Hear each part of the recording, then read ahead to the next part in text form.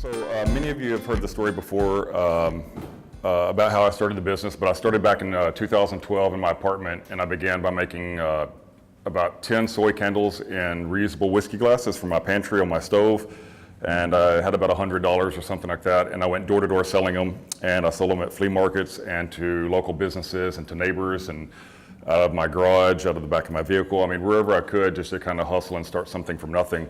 And I really wanted to prove a point to people that you can start something from nothing. You can grow up with nothing like I did on a farm in West Texas, or Central Texas, better yet, in Zephyr, population about 500. And you can come up and you can change your stars.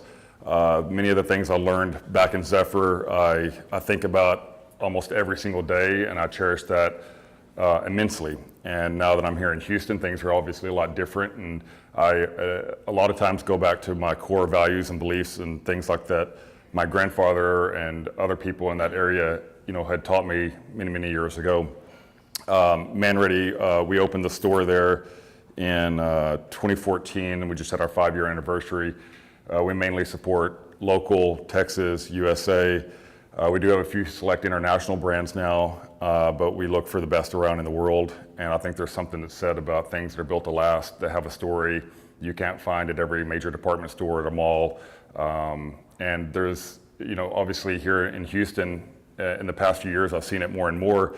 In the past, it wasn't so much like that, but there's like this trend now that other people want, to maybe spend a little bit more money and go to C&D Hardware instead of going to,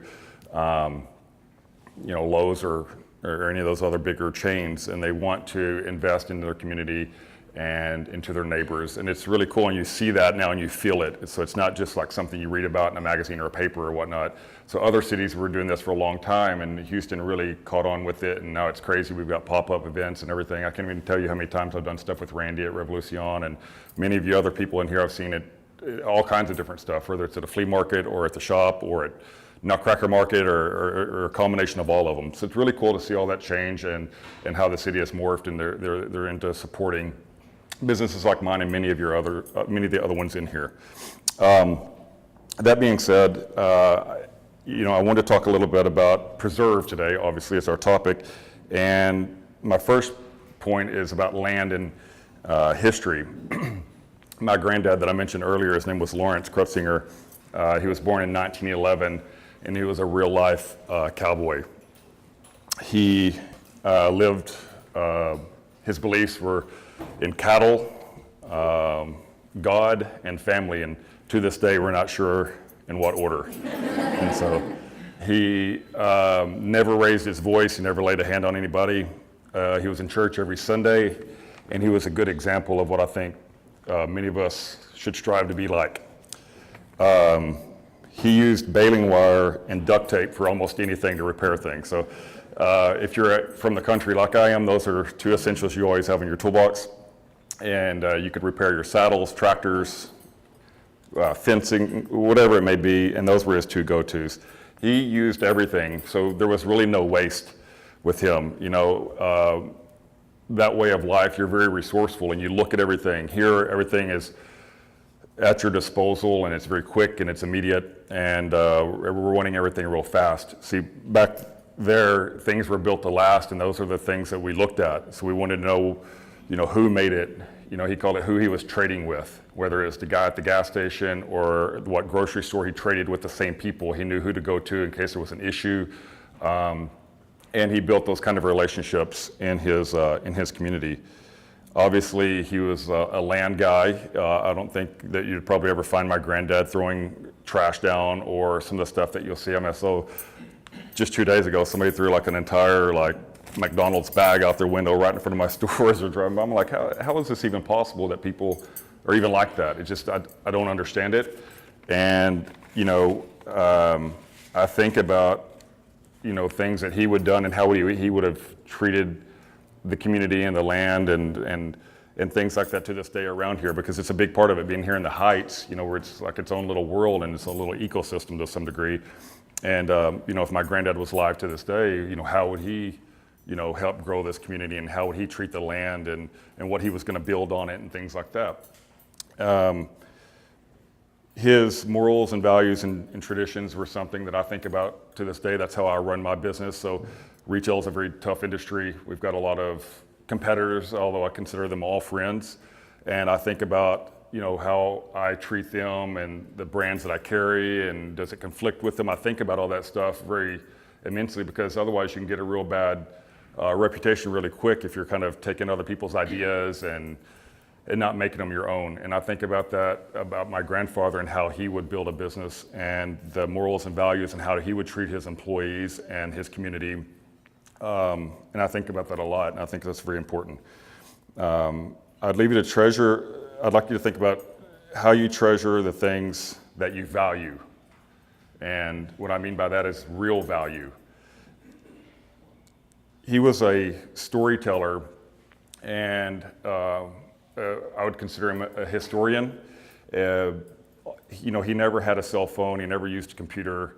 He saw automobiles come up. He saw wars. He saw depression. He saw all these different things, and he would tell all these stories and would always gather around like he was some, famous celebrity or something, and he was, in our opinion, in our eyes. And I think that a lot of people lose that to this day. You should listen to what other people have to say, but you need to create your own stories and things that you can pass down for generations as well, so that people can share those. And I think that that's something that a lot of people don't take the time to do, and or to do it well. And everything that he had ever mentioned about his past life and everything, it was just like you're watching a documentary on TV. And we're mostly talking about what we saw on Facebook and Instagram and things like that. And I think I'll challenge you to add more depth into the type of stories that you tell. Share the stories and memories, or they'll be gone forever. The store that I'm in right now, that building was built in 1920, as well as the house that I'm in, which is right behind it, or close behind it. We're currently going through a lease negotiation, because we just had our 5 years, so we're renewing it again. And although our landlords are great, by the way, nothing bad to say about them, it makes you think about a lot of things. The Heights is definitely changing, and there's a lot of money and things going around and things, things of that nature. So I want to talk to you about preserving your community. So they're obviously, I'll use them as an example, our landlords. They're in business to make money, right? I'm in the business to make money, and most of you, I'd assume, probably are in here too. Maybe some of you don't need it. Good for you if you don't. Talk to me later. I want to see what you got going on. But we have to preserve the community, and we have to preserve our street. So if in real life, if our rent goes up too much, we don't sign the lease, right? The person that would come in that would sign the lease would be, I don't know, whatever major chain J. Crew, I don't know, whatever, or whoever can afford to have that building. So if you're doing business in this area, you have to be mindful, or anywhere, be mindful of how you're doing that business and the thresholds and how it impacts your community and your neighbor and the person down the road, because it does matter. I don't have a good answer on how to do that, or how to tell them how to do their business, but it is something that I would leave or encourage everybody to think about. I love barbecue. I don't know if any of you guys do around here. One thing that just came to my mind, and my good friend Grant over at Pinkerton's, I was just thinking of him as an example. If his landlord, got crazy on the lease on his place, who would it be? Would you rather have Chili's baby back ribs or Pinkerton's ribs? And so, because that's what happens, those things happen if you don't think about your community and how you're going to take care of it for the future. Take care of your community, and it'll always take care of you. The choices we make now will forever change the future.